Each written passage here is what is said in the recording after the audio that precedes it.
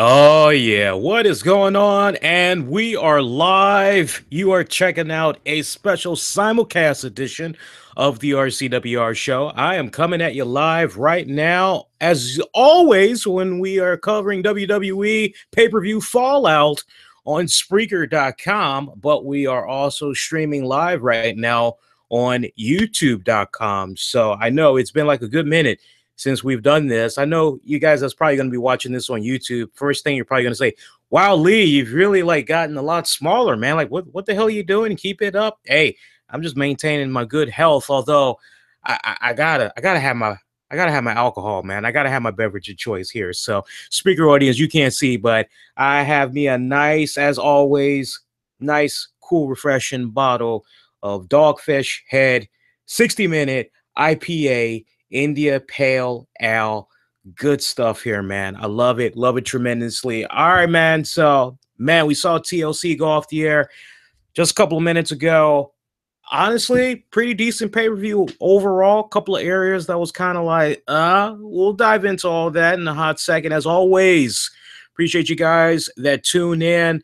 Remember, man, I am like all over the place, man. You can interact with me on a couple of different platforms. Give me a follow as well. Twitter, Facebook, Instagram, YouTube, all over the place. The RCWR show.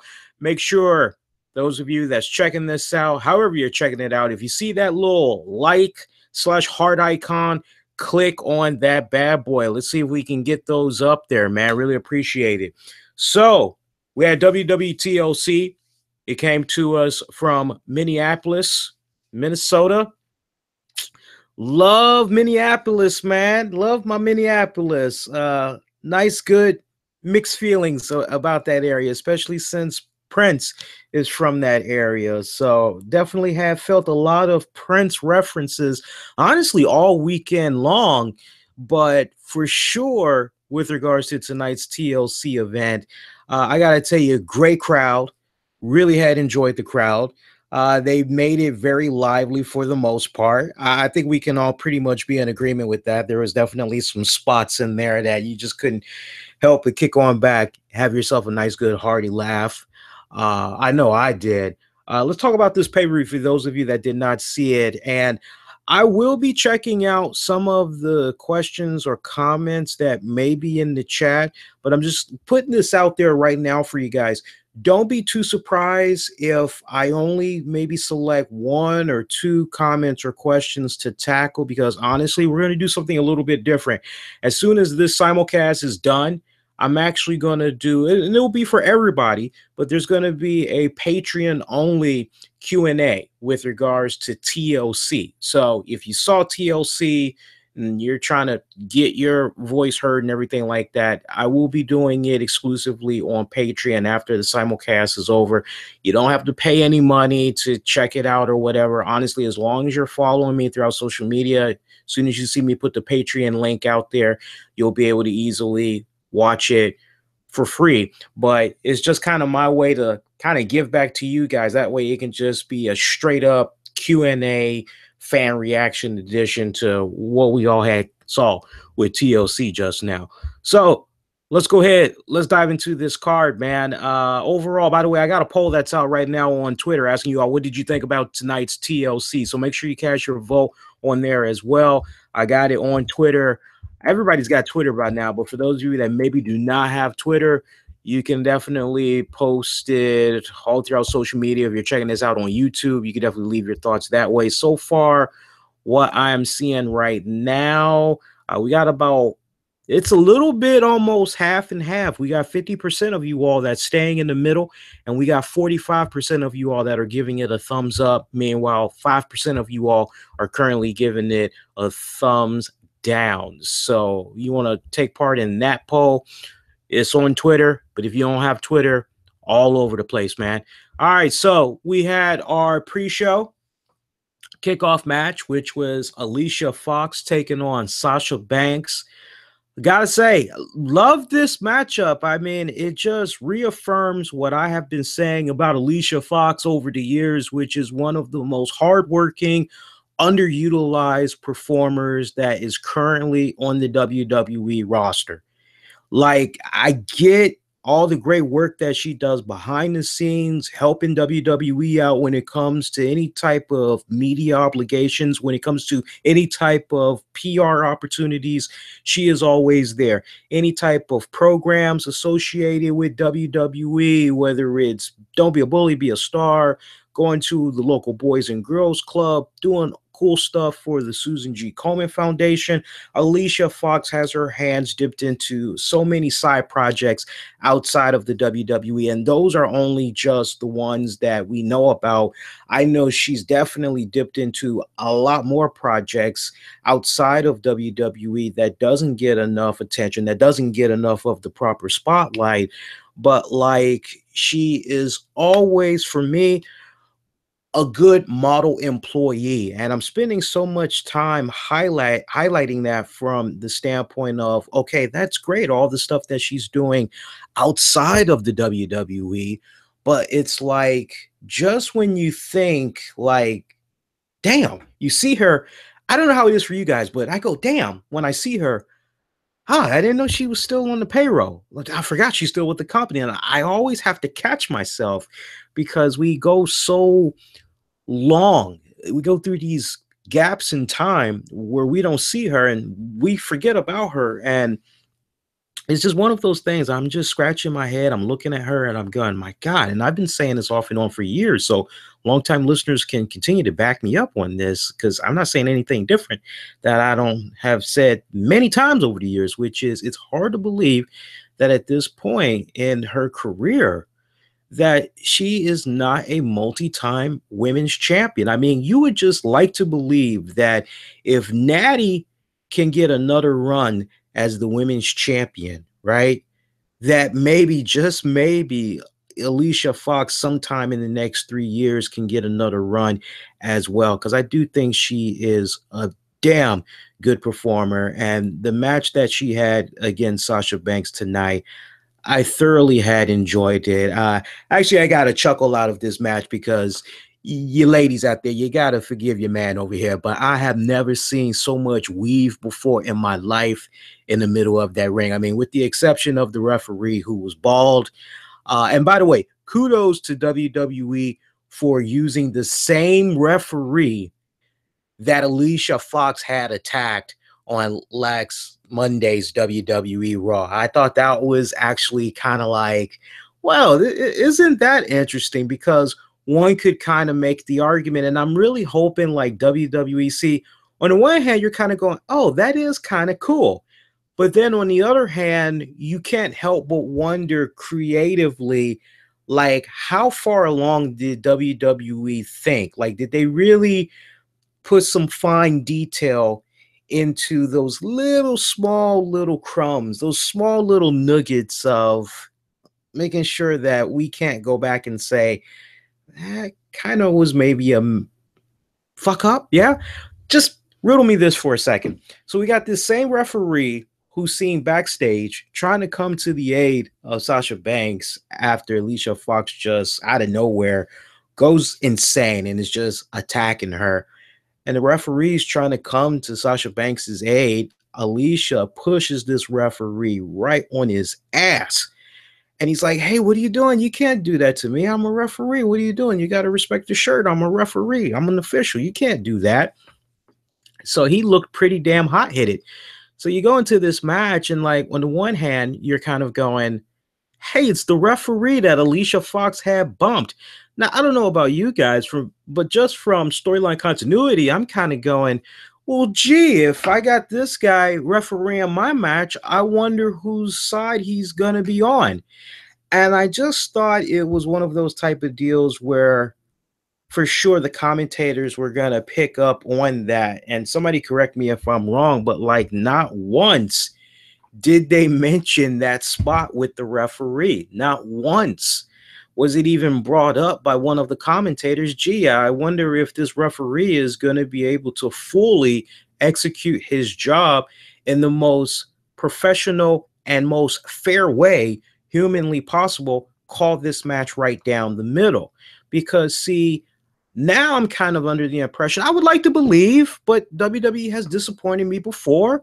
Maybe times have changed. who knows? Maybe they're thinking this way, but I would just love to believe that Sasha Banks, Alicia Fox, they're not done just yet. And I say that because Sasha Banks picking up the victory over Alicia Fox, good kickoff show, great caliber match. Honestly, I wouldn't have minded if this match would have been on the actual card itself. That's how good this kickoff match was. But like Sasha Banks wins, you can't help but kind of go,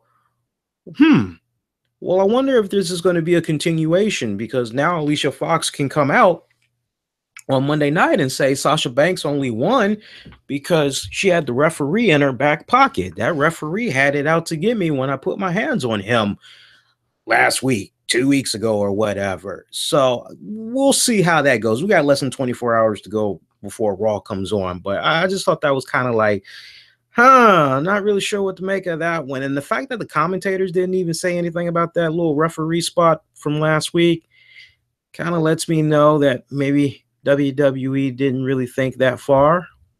I hope I'm wrong. What do you guys think? Let me know. But that matchup, pretty good. Closing moments of that one.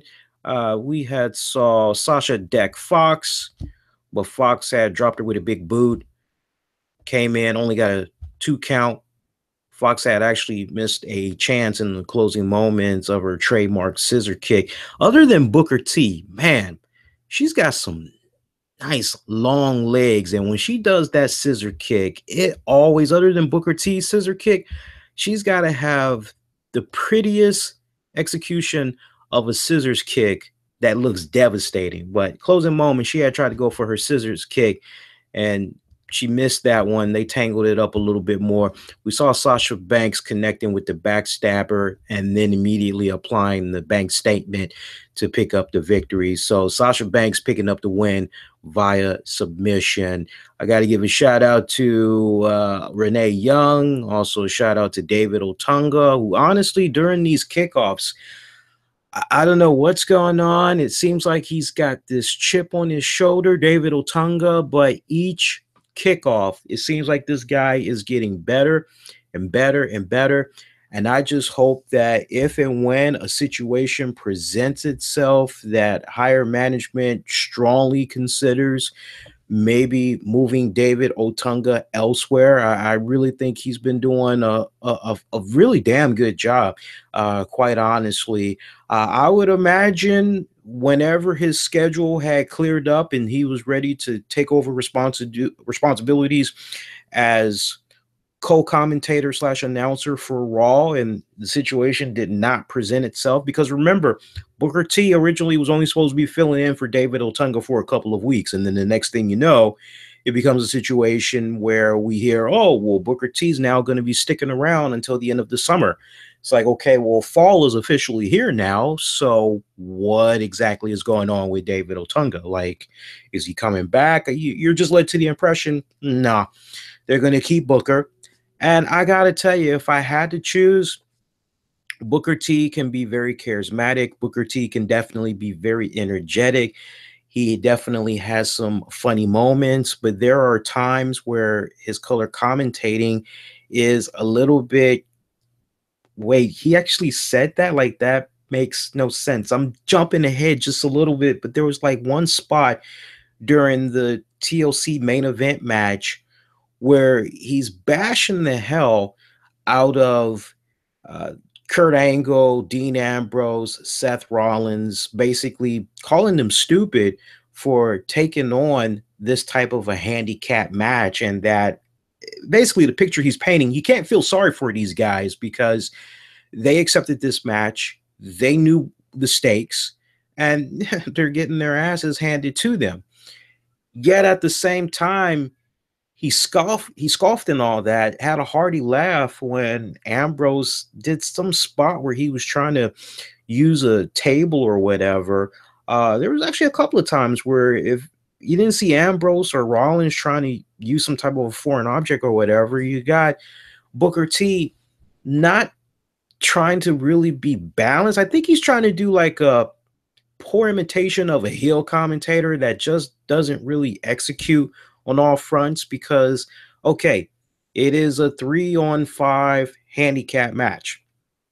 Well, keeping that in mind, if it's going to be a 3-on-5 handicap match, don't you think, and it's a TLC 3-on-5 handicap match, mind you, don't you think it would make all the sense in the world if you are the one that has the handicap not going in your favor to, okay, if we got to use weapons, we got to do what we got to do. And I just thought it was kind of weird that Booker T kind of was like bashing the hell out of them. But then when you see the guys on Team Miz going for foreign objects and all that, I don't know. At some parts, it would have been nice to hear Booker T kind of say, damn, these guys got the numbers in their favor. Do they really need to go for the foreign object? Like, obviously, the numbers game is in their favor. If anybody needs to be getting the weapons ASAP, it needs to be the other team. I was just kind of looking for that balance. And like, that's the thing with Corey Graves that it should really be stressed enough is Corey Graves, his timing, everything is just everything you need in a heel color commentator. Corey Graves never disappoints. I mean, I would be as so far as to say he is somewhat of a modified, up and coming, let me stress that, modified, up and coming version of a Bobby the Brain Heenan. See, little, you could pick up little traces of that. Just, I'm not saying he's certain. There's only one Bobby Heenan. And if you look closely, I do believe, did I hang it up yet? No, I don't think I hung it up yet. Nah, I got to hang it up. I was going to say, I thought I hung up my Bobby Heenan picture. No, I didn't get a chance to hang that up yet. But like, that's why I appreciate a guy like Corey Graves, because if Corey is trying to paint something a certain way, basically, long story short, very seldom do you hear Corey say something silly that makes you go, well, that doesn't make any sense. And for me, there's just been too many instances where Booker, just be quiet. Just let the match speak for itself. Or better yet, Booker, just let Michael Cole and Corey Graves do this. We are just fine. There's actually times where I miss Byron Saxton, quite honestly. Let's go to the actual card itself. Kicked off in a great way. We had Emma taking on Asuka. There was a part of me that was looking at this as soon as I saw that it was the opener. And I said, okay, you know what? This is not going to be a squash match. That was my gut instinct as soon as I saw this kicking off the pay-per-view.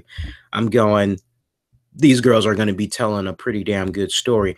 And what a story that they did tell. It didn't last as long as I thought it was going to last. But I tell you what, it was better than getting a squash match.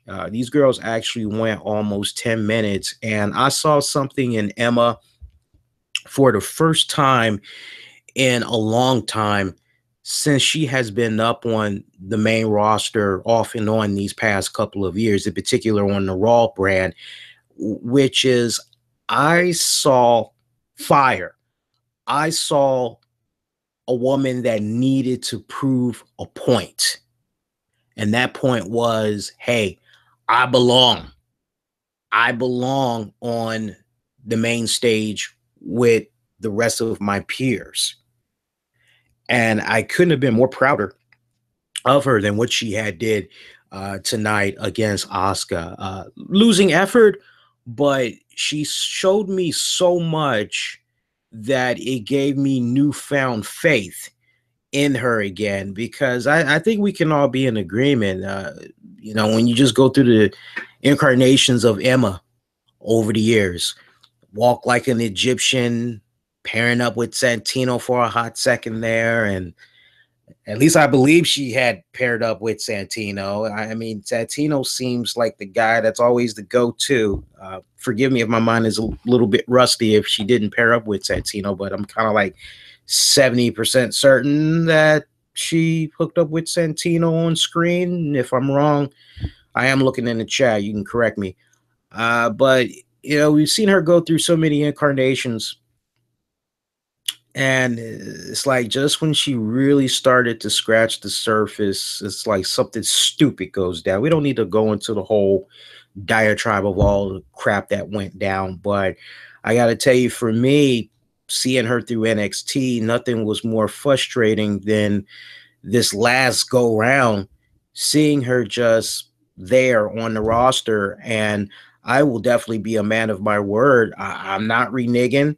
I'm not all of a sudden, now that Emma's doing this, Leah's. Trust me, I have not forgotten about some of the things that I've said about Emma over the years. One of them basically being most recent, that they need to give her the pink slip, because, like, honestly, they're not doing anything with her. Like, what the hell? It's like a disservice to her. It's an insult to her. So with what I basically saw of her breaking in Asuka tonight, I would like to honestly believe that the powers that be in management are looking at what Emma did against Asuka and are saying, you know what? There's more to you that definitely meets the eye. We just gotta make sure we continue to invest in you, and we're definitely going to do that. And honestly, I would like to believe at this point, WWE already has everything mapped out, at least probably up until WrestleMania. I honestly would not be surprised if second quarter of 2018 they start shifting their focus to Emma. I would suspect probably by SummerSlam of next year, maybe Emma. You heard it here first. I think by summer 2018, Emma is probably going to be a women's champion. I don't know if that's going to be on the Raw side or the SmackDown side, but I just have this gut instinct feeling that if she continues to impress, keep doing what she's doing like she did tonight, hopefully this is the start of bigger things to come in the future, and it's not a situation where this was just a one-time thing and that's it for her, right? Hope you guys are enjoying the show so far. If you are, make sure you keep all the comments going. Remember, for those of you that maybe are just jumping in right now, I want to get your thoughts on TLC. So post your comments, post any questions, and immediately after this simulcast is over, I'm actually going to be doing a free-for-all Q&A reactions to TLC, where I'll basically just be reading you all's questions and comments. Everybody will be able to access that. You don't need to pay for it whatsoever. It'll actually be a live video stream. So it'll be basically a bit of a companion piece to what you guys are seeing and hearing right now. But we talked about Emma. Can we now flip the script a little bit? And can we talk about Asuka? First off, I'm freaking ecstatic that the streak is still intact. I basically was kind of sweating bullets there for a hot second, because there was actually a couple of moments there where I'm kind of going, damn, Emma is really, and I started to second guess. I actually started to second guess myself, because when I was looking at the card initially, I said as early as Friday, I said, "Nah, I'm sticking with Asuka. I don't see any reason why. Like, you got to ride that streak, man. You got to ride it out." So once I heard that Triple H was actually out of the country doing a WWE event where he was facing Rusev one-on-one, I'm kind of going, man, if there was ever a time for fuckery, like, this is the time. And I'm just going, nah, they gotta have that streak intact. And I was actually like, that it had remained intact. Let me tell you, this is what she needed. I mean, honestly, what better way to properly introduce her to the main roster, to the bigger fan base of the WWE universe, than having her take on Emma, somebody that the WWE universe has seen frequently throughout the years on the main roster. This was definitely the match that she needed. I think, honestly, the WWE universe collectively, as a whole, I think they know in ring wise what Emma is truly capable of. One, she's healthy, and two, given the opportunity, especially for those that have followed her career since NXT. So for Asuka, you couldn't ask for a better debut. And then on top of that, just the fact that, at least in Minneapolis, the reaction for her was pretty unanimous. It wasn't, and that was my biggest fear was, okay, is she going to come out to somewhat of a quiet, lukewarm reaction or what? And the crowd, I mean, they really, really took on to her. If I were to just think about so far, all the women from NXT that have come up to the main roster, just rating the reactions to a debut, I would have to say at this point, Asuka's definitely, she's definitely in the top three. I think honestly, I think number one still goes to Bailey. Like when she finally popped up, I mean, boom, number one. Number two would have to go to, I would say, Sasha Banks. I think number three, you could definitely put Charlotte in there. I hope I said top five. If I did mean top five list, yeah, I would definitely put Charlotte, and then number four, you got to put Emma in there. Yeah, I'm sorry, not Emma. Asuka. Number four, you got to put Asuka right up in there. But it was a damn good reaction for her. Now I'm curious to see how all this is going to be going moving forward, city to city. So we'll see how that plays out. And then, not to mention, I think it also helped that WWE had put up that Asuka special on the network. I'm not sure how many of you guys had checked that out, but I mean, WWE now more than ever, they need to hype the hell out of that. I mean, some good marketing advice to WWE. You got this great little special that you did of Asuka. Promote the hell out of it, like every chance that you guys get, right? I mean, if you guys want, you can be like, hey, after Raw goes off the air, make sure you watch blah, blah, blah, or just do commercials for the next couple of weeks and be like, watch it on demand anytime on the WWE network. Start your free trial now, or all that other jazz. But like, I think now is the time to really be pushing the hell out of the hype for this girl, because she's definitely been living up to it. Final moments of this matchup, we already told you that Asuka had picked up the win. It was a really great back and forth too. Closing moments of this one, we had saw Asuka ending up going for the ankle lock. Emma had fought it off counter, but Asuka dropped her on her neck with a German suplex. From there, Emma grabs Asuka's hair, rips her from apron to the floor. Referee tries to make a count. Emma then brings Asuka back to the ring, but Asuka connects with a kick. Asuka goes for the Asuka lock and drops it in the middle of the ring, forcing Emma to tap out. Great matchup right there.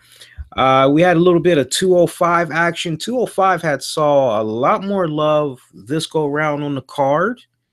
I don't know if maybe this has to do with some of the recent departures. Yeah. But regardless, we saw 205 Live, or the Cruiserweight division, getting a lot more love and being a little bit more dominant on the card. It all basically began with Brian Kendrick, Jack Gallagher taking on Cedric Alexander, Rich Swann. Team of Alexander, Rich Swann picking up the win on that one. Pretty good matchup. Pretty good matchup. Mickie James taking on Alexa Bliss for the Raw Women's Championship. Good outing. Good outing by these two girls. I tell you what, because I'm a little conflicted right now. I'll tell you what, one thing that I had liked, and it actually goes back to the kickoff. I like that Mickie James and WWE, the way that they basically like had tackled the Axe Mickey segment. I love that they basically tackle what my show, definitely, I'm not saying the first, I'm saying one of the first, to basically publicly, openly be like, hey, this whole Mickie James old storyline is freaking stupid. And like, to the point, I definitely got to give a shout out to our family over at the Epic Sports channel, because they took that excerpt. You guys can check it out.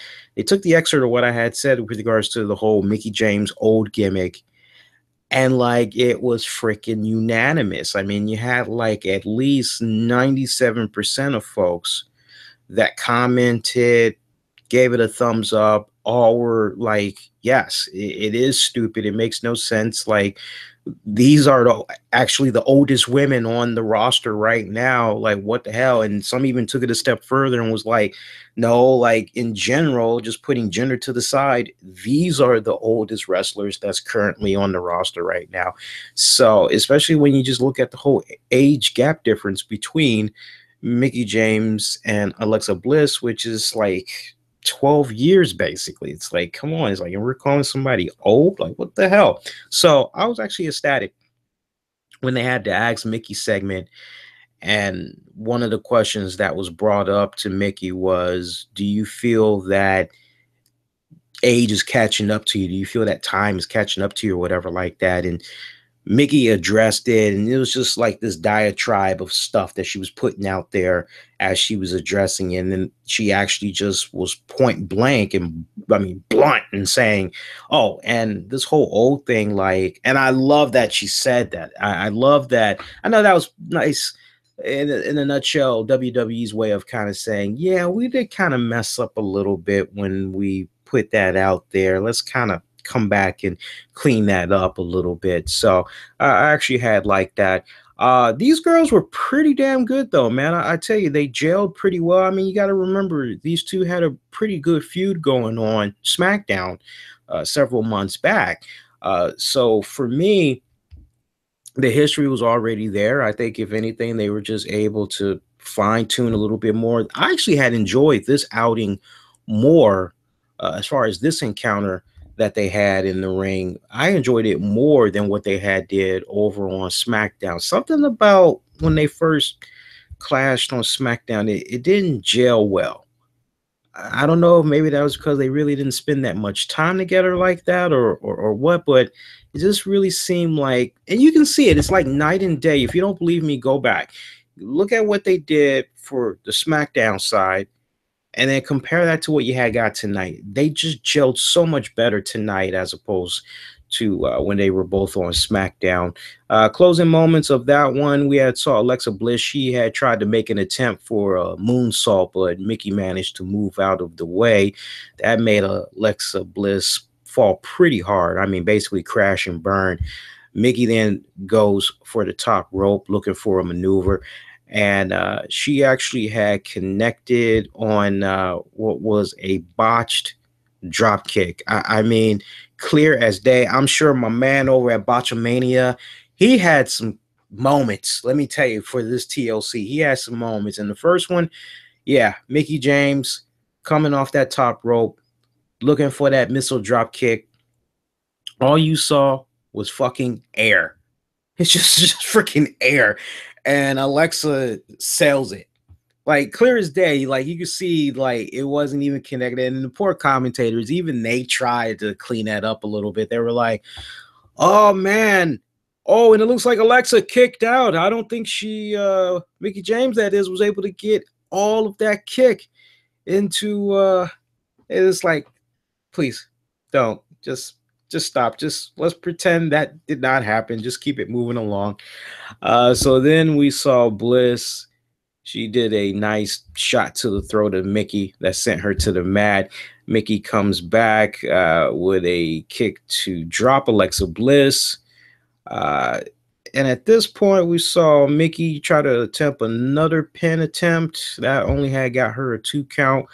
Bliss had suckered Mickie into the corner for a big shot, connected with a snap DDT, like out of nowhere, to retain the title.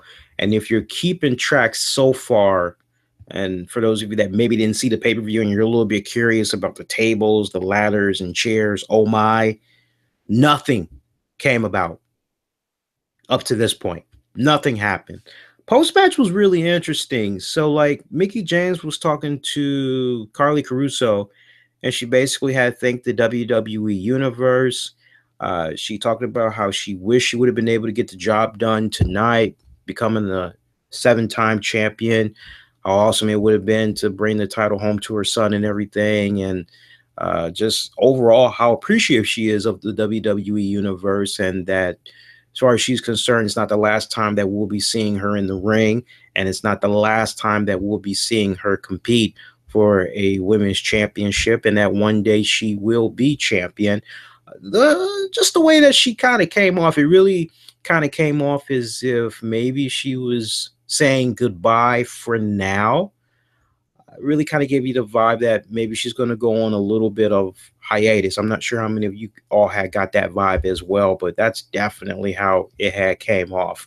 I want to take this time to thank those of you that's checking out the show right now. We only got a couple more matches to talk about. From what I'm seeing right now, we got about 4 more. Yeah, it looks like we got about 4 more matches to go through here. Don't forget, you got any questions or comments, keep them coming. And if you guys are enjoying the stream so far, do me a huge favor. Make sure you click on that heart/icon button. It's a heart little like button. And I'll definitely show you guys some love. Y'all are going to make my job real easy. If you don't have no questions or comments to submit, you make my job super easy. That means we all can go to bed on time, which I really, really love. But for those of you that might be catching this on demand, and you want to submit some questions and all that stuff, if I don't tally up enough in time to do a Patreon only edition, I'll definitely follow up on Tuesday. But just know the Patreon Q&A, that will be free for all. So if you want to post something out there, you definitely can do that.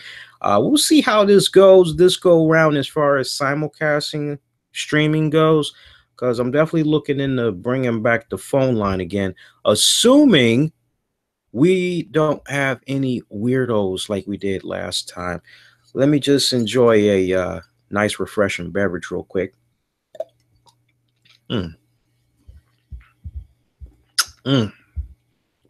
And we'll talk about the rest of this card here. See what else we got here. What matches we got left here, guys? Talked about Alexa Bliss, Enzo Amore, Kalisto. I mean, honestly, that match went exactly the way I thought. There was no surprise right there that Enzo Amore was going to get the Cruiserweight Championship right back. Honestly, the way I looked at it, Enzo needed to get the belt back, because then it frees him up and puts him back in a position now where, as a result of becoming champion, there now is exploited a loophole.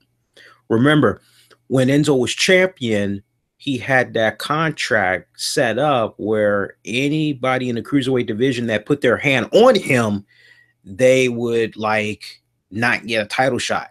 But then he added a new stipulation. Anybody that does put their hands on him, not only will they not get a shot at his title, but they're going to be fired right then and there on the spot. So you had to have Kalisto come in and basically be the one to take the title off of Enzo Amore, only to put the title back on Enzo so that it opens everything back up once again. I mean, so for me personally, this was a no-brainer. I wasn't surprised to see Enzo become the Cruiserweight champion once again. Now, if we can please just forget about this poor man's version of Rey Mysterio, it would greatly be appreciated. For those of you that may be a little bit curious because you're an Enzo Amore fan, closing moments of that one, we had saw Enzo block a Salida del Sol attempt. Finish had saw Enzo getting a thumb to the eye of Kalisto, and then performing the John Donzul for the pin. Pretty much had got the title that way. Let's talk about the match of the night. Definitely a match of the year candidate. And we only got a couple more weeks to go in 2017. I'm talking about AJ Styles versus the Demon Finn Balor. First time ever. So many fans like have been wanting to see this for like a lot of years now. We thought that maybe at a future WrestleMania or Royal Rumble, one of the big 4 pay-per-view events, we were going to be seeing this, but it came early. Like Christmas came early for a lot of us. Hard to believe, but yes, first time ever, AJ Styles, Finn Balor locking it up. This was a damn great matchup. I was really proud of these guys. I mean, can I just say, for AJ Styles to basically, where was he, guys? He was down in South Africa or whatever. And for him to be doing a WWE event, basically fly like 16 hours, traveling 16 hours back to the States to at last minute do this match, because as we know, Bray Wyatt, Roman Reigns, a couple other stars, they're sick. There ain't no telling when they're going to be back, right? But you would imagine it's definitely going to be at least a couple of weeks. So for AJ Styles to obviously see that the company is in this position that it's in, and I don't care about the logistics as far as who went to who, but just the fact that AJ Styles was willing to do this. I just tell you, WWE upper management, you got yourself a really good guy here. And honestly, the fact that AJ was able to come through like that, and then not only able to come through, but deliver a phenomenal matchup with Finn Balor, you got to do AJ Styles right, man. And I'm not just talking about from a monetary status, but I think we all could be in agreement as far as what's been going on with the SmackDown side of things.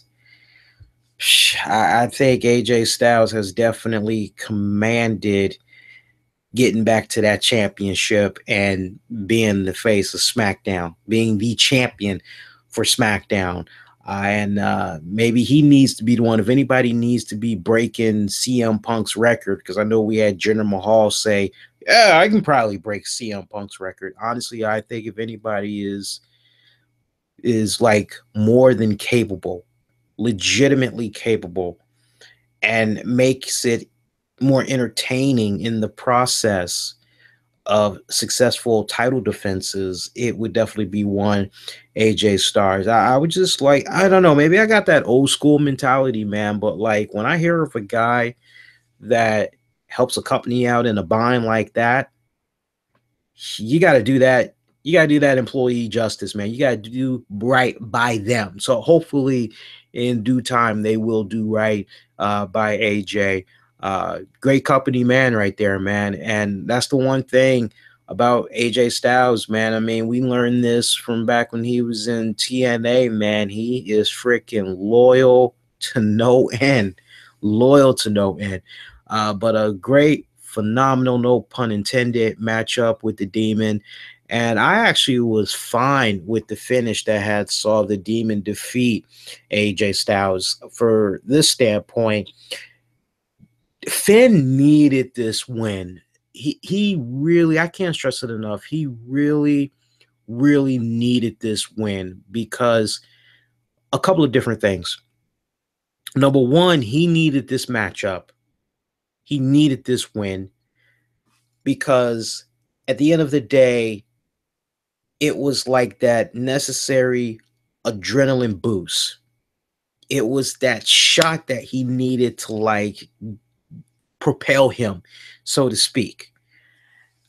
And it's so weird when I really think about it too, because I still remember when he became the first ever Raw Universal Champion, how great of a moment that was, but then how he got injured. And you can't help but kind of wonder like what would have happened if he didn't get injured, just what exactly would have happened with his run as champion. And it's just one of those things where like we'll never really know.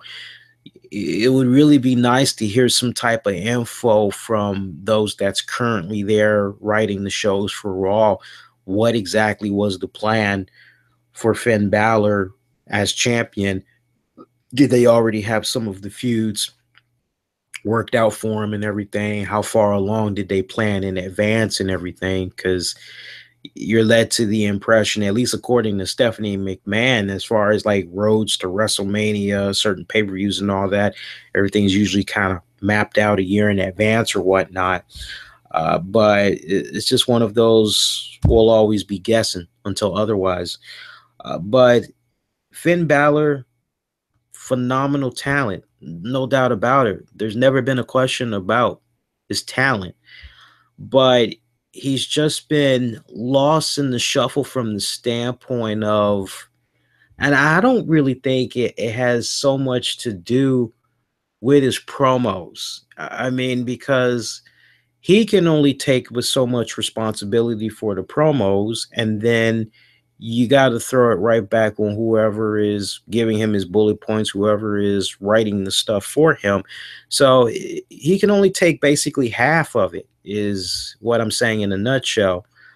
But for me, it's been kind of Finn Balor's just there.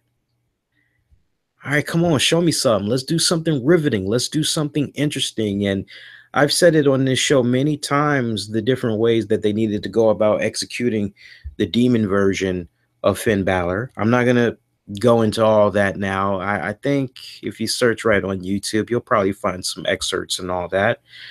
But he needed this matchup, especially when so many people were actually looking forward to seeing this new version, this new demon that was supposed to be debuting, taking on Sister Abigail.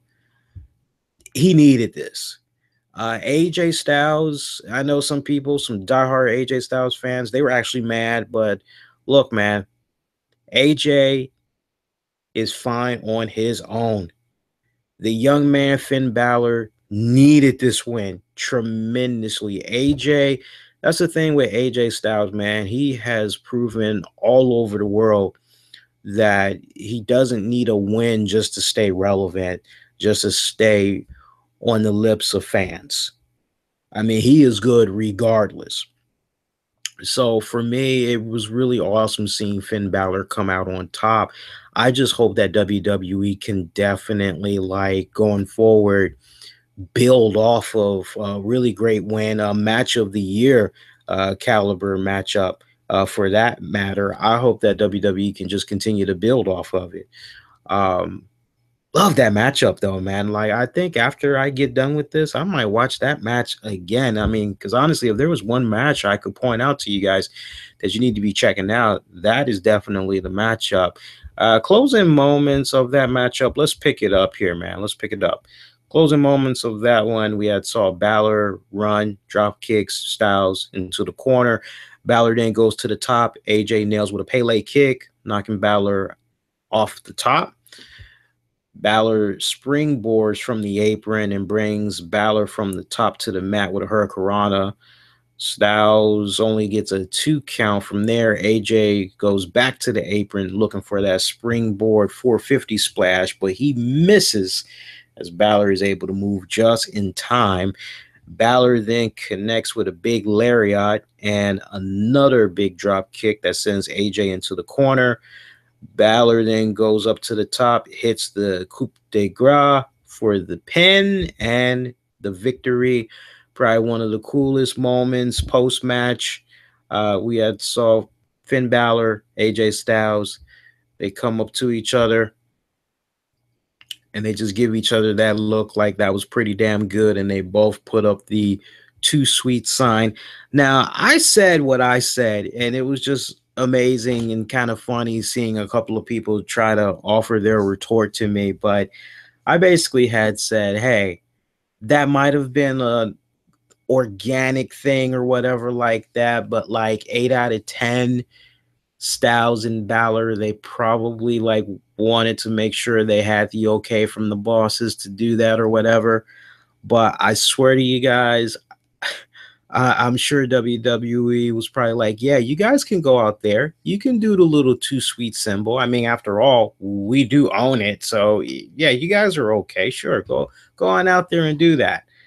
I just couldn't help but chuckle at that a little bit. It was a cool moment, don't get me wrong, but I also couldn't help but look at that moment, and I'm just thinking, as far as like WWE upper management, like, hey, for you other guys that's watching, yeah, we own the rights to this, so yeah, you can suck it. And I was reminded by one of my Twitter followers, apparently it was 9 years ago, believe it or not, that the Young Bucks legitimately did try to imitate Degeneration X. It was like a segment of Raw, and they both actually had came out dressed as Shawn Michaels and Triple H DX versions, and like I was like, wow, what that actually did happen. It's like, what the hell? But I just thought that was funny because like one of the responses I had got was, well, ROH had just did it last week, and it's like, okay, your point. Like WWE's coming for all of them. If they need to do cease and desist, they definitely will be doing it. Thus, why the Young Bucks now got that new shirt that they got that's floating around right now. It was also funny seeing the Young Bucks push their new shirt like as soon as they had heard about that photo that had got put out there. But I tell you, like one of my freaking tweets that I put out there, like I see the Young Bucks, they put out the freaking shirt, like promoting their shit, and I just went with the flow. I just put my little image up of, and it was amazing how fast the fucking image had got edited too. It was like an image of AJ Styles and Finn Balor doing like the too sweet gesture, and it was already censored. And like the tweet just, my God, it's like I've had my share of tweets. And by the way, shout out to those of you I was interacting with on Twitter, and those of you that like had liked and favorited some of my tweets, because I was putting some pretty funny, entertaining stuff out there. But yeah, that stuff that I put out there with regards to the Young Bucks promoting the hell out of their T-shirt, man, like that damn thing just continues as we speak, getting retweets and all that. So see where are we going next. I think we only got a couple more matches to talk about. Elias taking on Jason Jordan. I mean, I thought it was hilarious that like every single time Elias, for like probably 3 or 4 segments, every time this guy was trying to sing his song, and I like the nod to Prince, by the way. I like the nod to Let's Go Crazy. I like the nod to that. Dearly beloved, dearly departed, or whatever. We're here to get through this thing called life. Yeah, I love that. Love that. So when you call up your doctor in Beverly Hills, you know the one, Doctor Everything Be All Right. Yeah, I love that. I love that. That's a damn great album too, from beginning to end. The Purple Rain album. I mean, as far as like classic albums, let alone classic albums that you can listen to from beginning to end, that's got to be like, it's a fucking masterpiece, man. Prince and the Revolution. Great lineup. Great line. Classic lineup right there.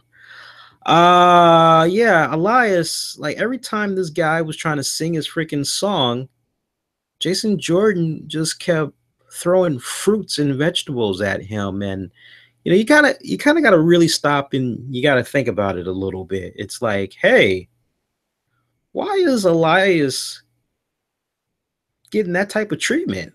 Why is Jason Jordan sending fruits?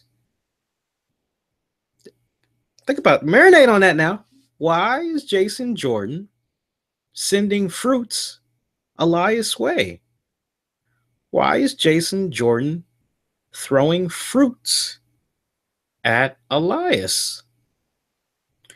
There's a little bit more than meets the eye right there. It's more than just, you kind of got to go a little bit subliminal a little bit, because you know WWE sometimes they have that crude sense of humor. So you guys got to kind of read in between the lines, because some of you guys were kind of like, I don't get it. Like, this is stupid. Like, why is this guy throwing fruits and vegetables at him? Like, I don't get it. It's like, you got to marinate on that for a few takes. Another thing that I thought was kind of funny, and they honestly just left themselves wide open. Like, you see Jason Jordan with the shopping cart. It's like, okay, so he's shopping around. Okay. Well, while you're shopping around, how about you shop around for a new gimmick? Oh, I couldn't resist. It was just there for the freaking taking. These guys finally had a match. I gotta be honest, first time in a long time since I've seen Elias on the main roster, I personally didn't really care for this matchup.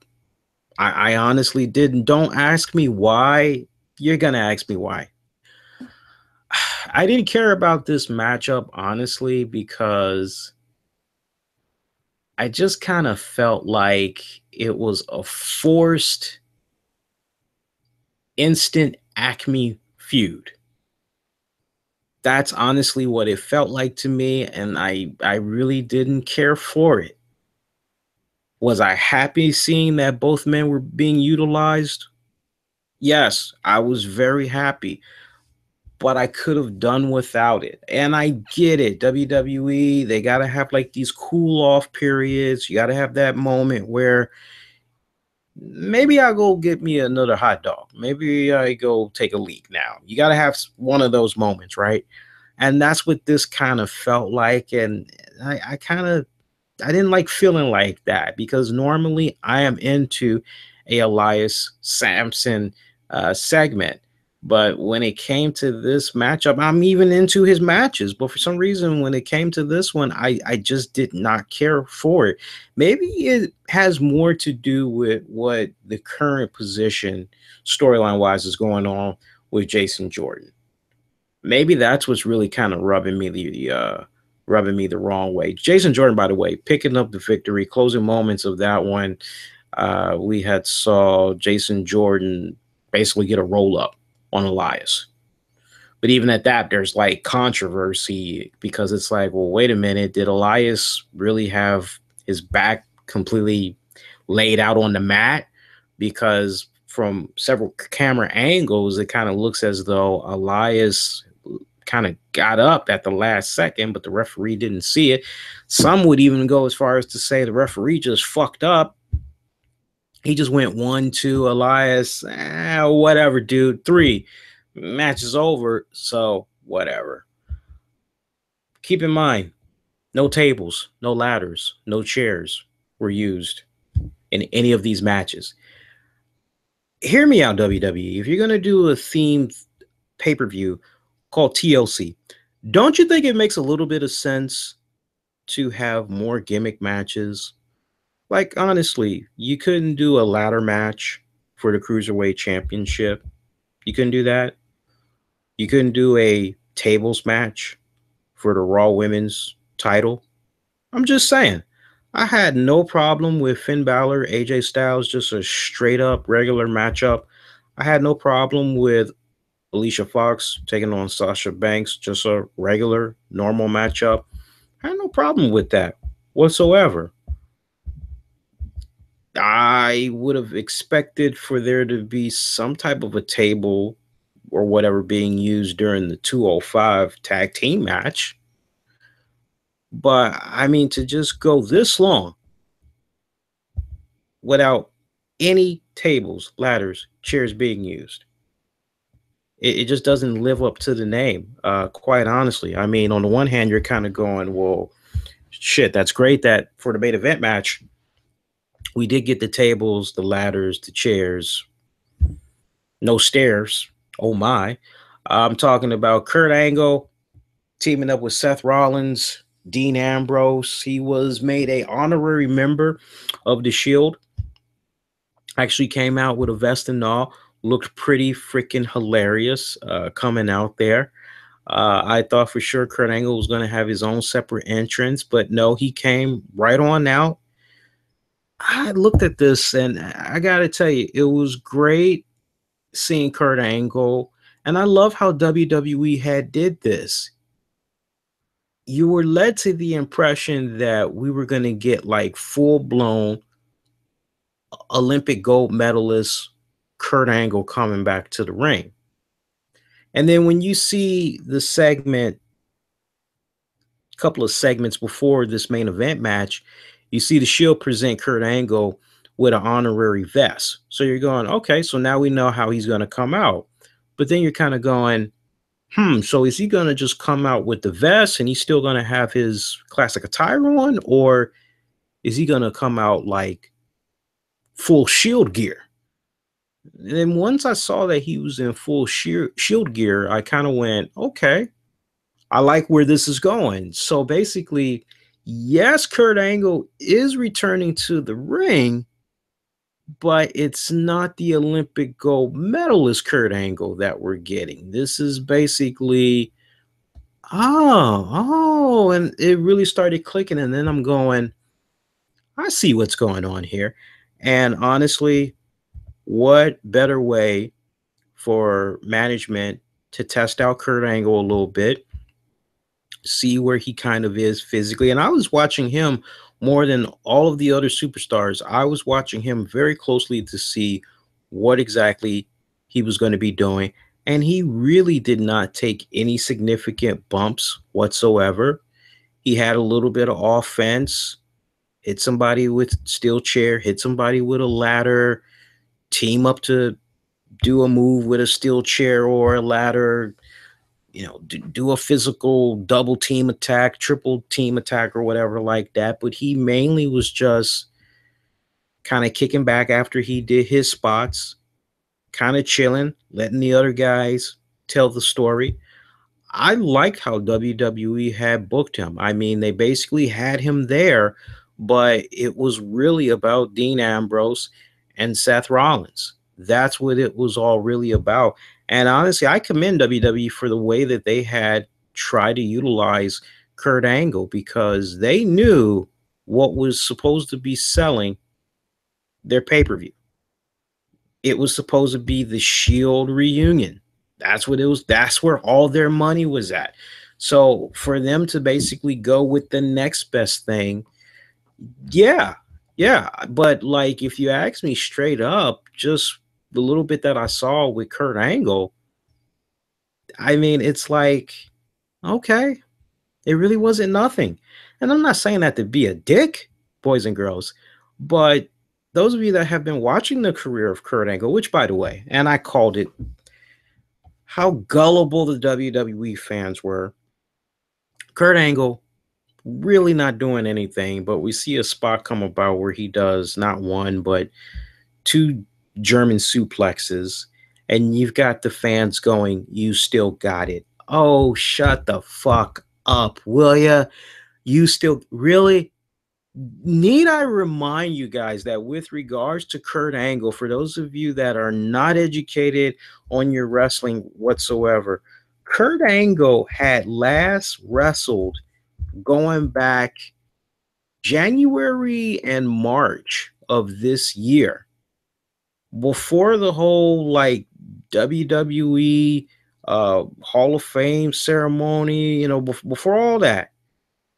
You guys got to remember, he spent X amount of years in TNA.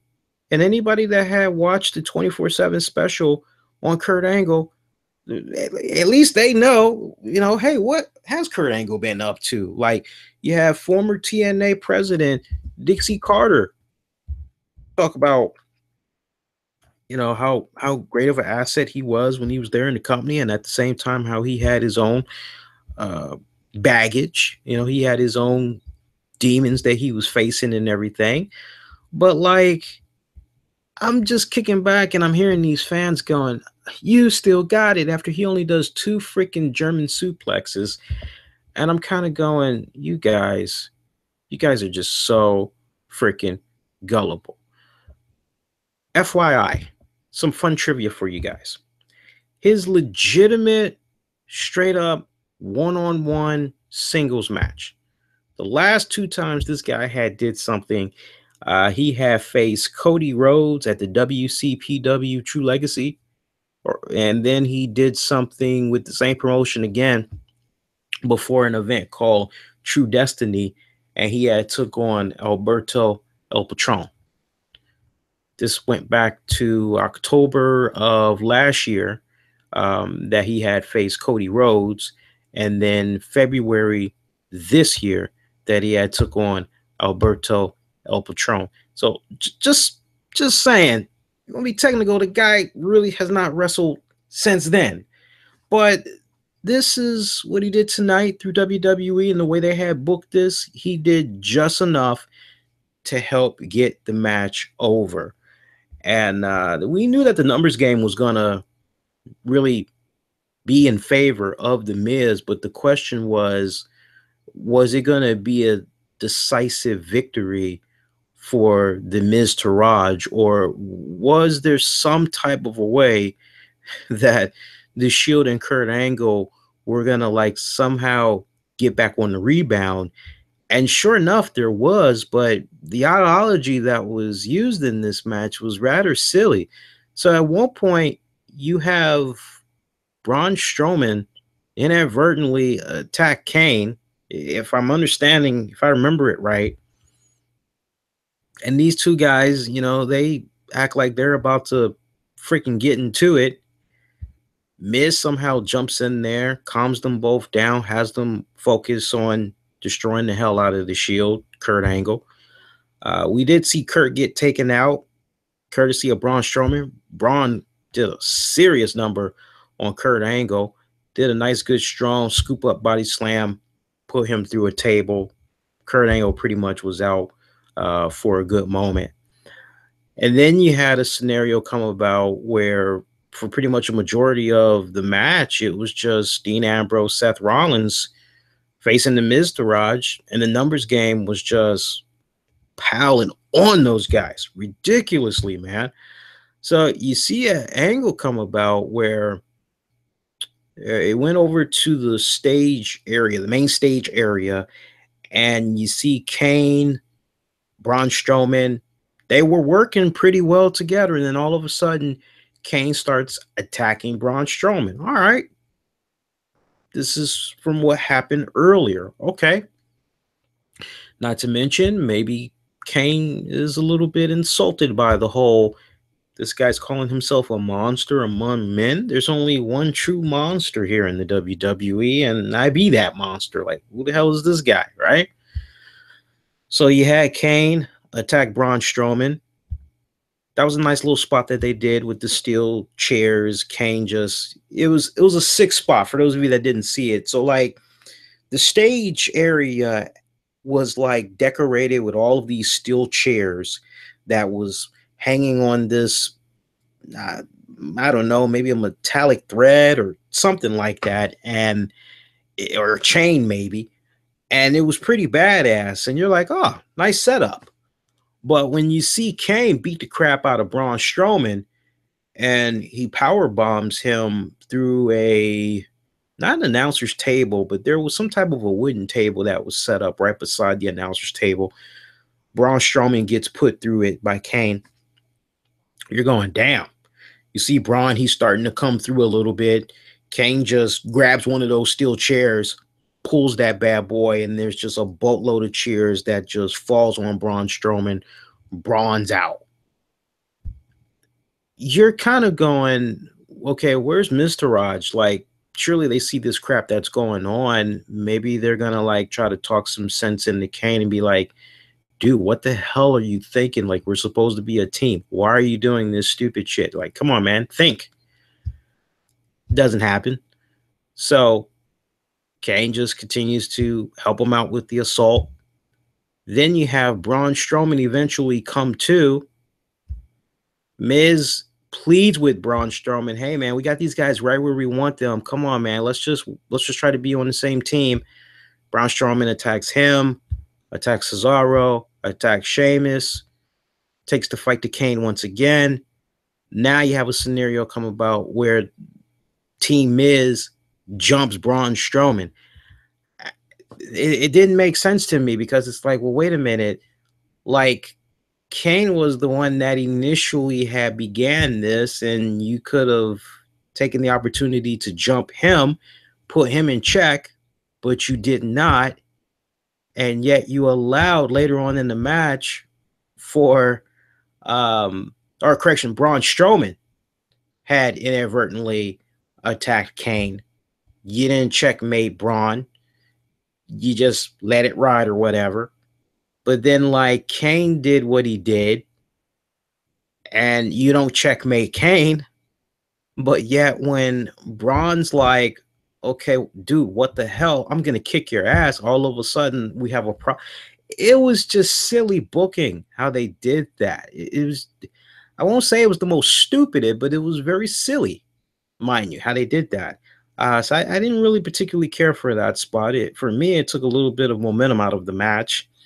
And then seeing Kurt Angle come back pretty much at the end, which, by the way, I got to give the fans a lot of credit. They had me laughing hysterically because we see Braun Strowman, the numbers game, Team Miz, they beat the crap out of him. They actually put him in the back of a dumpster truck. And you know how the dumpster truck usually has that back lid and it closes, compacts the trash and everything. Well, we see the door back there close on Braun Strowman, and it looks as though Braun got killed because you've got the crowd chanting, "That is murder." And you're going, yeah, it does kind of look that way, does it? Like, what the hell? Uh, but eventually, Kurt Angle comes back, throws a couple of Olympic slams out there. Uh, Numbers game basically sees Kurt Angle, Dean Ambrose, Seth Rollins play the numbers game on The Miz, who's all alone, and they just give him one serious ass whooping. I mean, you basically see the running knee to the face, followed up by dirty deeds, followed up by, I want to say no, there wasn't an Olympic slam, was there? I don't think Kurt Angle did the Olympic slam, but I think the payoff, the go home, was they basically did a Olympic power bomb, a triple Olympic power bomb that they did on The Miz, with Kurt Angle taking the place of Roman Reigns. Ooh-ah, basically power bombing him with help from the other guys. 1, 2, 3. That pretty much was it. Honestly, kudos to WWE and how they properly had utilized Kurt Angle. So many people were telling me, man, it sucks that WWE is blowing their load with Kurt Angle at TLC. But the way I kind of looked at this, I was under the impression that, nah, it's not going to be full-blown Kurt Angle. It's not the time or the place. That's what I honestly had kept believing. And the way this just kind of struck me, especially the way it was presented tonight, I think there's going to be a time and a place. And bear with me 1 second, guys. And let's see. Boom. And let's see. We will block that. And bear with me 1 second, guys. There we go. What was I saying? Yeah, the match got thrown off by something. Sorry about that, guys. Brain fart, it happens. The match. Yeah, I think what they did with Kurt Angle, they're going to bring him back at a later date. I think they already know when they want the Olympic gold medalist to make his WWE in-ring return officially. And it's going to happen. I definitely believe it's going to happen. It's just a matter of, and look, let's be honest, for the little bit that he did, you really don't need to be doing a series of tests just to do what Kurt Angle did tonight, which was extremely limited. I mean, let's be for real. You could have had Bret Hart out there basically doing what Kurt Angle did, minus the Olympic slams, minus the German suplexes. You basically could have had Bret Hart out there doing those same things. I think WWE is, without a shadow of doubt, they're eventually gonna have Kurt Angle come on back. But I would say overall it was a pretty damn good. It was a pretty damn good. He did the Olympic slam. Miz, C1 correction. Okay, I will go with that. So basically, you had the running knee, dirty deeds, Olympic slam, and then you had a Olympic triple power bomb. See, here's my excuse. It's almost 1 a.m, and I've had a couple of bottles of beer. So excuse me if I'm a little bit off right now. All right, so here's what we're going to do. I'm going to go ahead. I'm going to end this stream, and I got to be honest with you guys, which makes my night perfect. I don't really see any comments or statements with regards to TLC. Now, I do appreciate everybody that has taken the time out to interact amongst themselves in the chat, because I see like mainly you guys are interacting with each other in there, but I don't see any like boom, boom, boom that would warrant doing a Patreon edition Q&A for questions, statements related to tonight's TLC. So I'm going to go ahead and I'm going to stick a fork in it and call this DONE done. And I will say that our next edition of the RCWR show is going to be coming at you guys on Tuesday, October 24th. I will be coming on as soon as SmackDown goes off the air. And for those of you that's going to be checking this out on demand, and you're like, hey, I got something I want to say with regards to TLC, please go ahead, post a comment and all that. One more time, I do have an interactive poll that's up right now. And the way it's looking right now, one last go round. Let's see how this poll is looking here. Right now, we are still steady. We got 40. Oh, we got a tie. 48% tie. Thumbs up, staying in the middle. 4% of you are giving the pay-per-view a thumbs down. So that's where we stand right now. You got a couple of days left to cast your votes on that poll. Appreciate those of you that have stayed up this late hour. We'll do this again for you guys. 10 p.m. Eastern this Tuesday after SmackDown goes off the air. For you guys on YouTube, wishing all y'all to be safe, be kind to one another. Make sure you hit that like, subscribe, comment, share. And YouTube, we'll see you guys next go round. Take care.